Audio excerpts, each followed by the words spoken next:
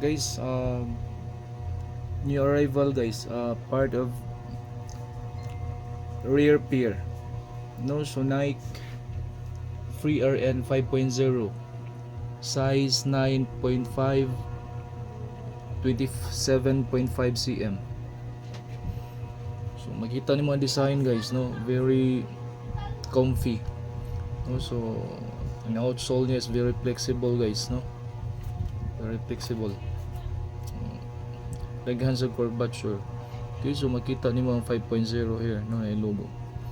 Then in the inner part, insole part is a stitch, no, niya laces in front.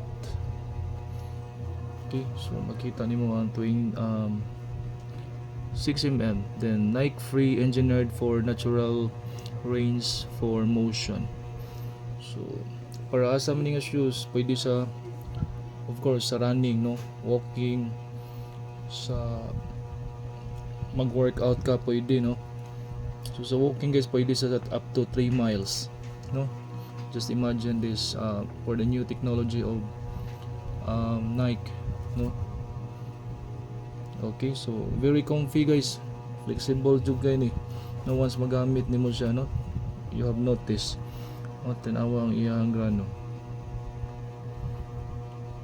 Okay, so once imo ni masulob, wapo jud kay ni, nindot kay tanan.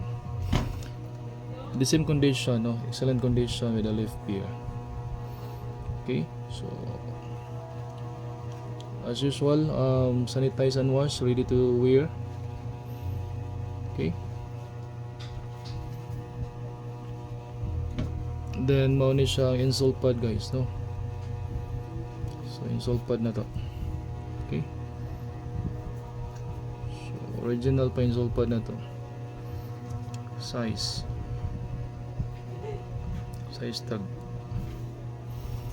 Okay, so pares ni, no? Sa ang usa nga logo niya is Nike Free at the left pier, ang right pier niya is ang check logo sa Nike.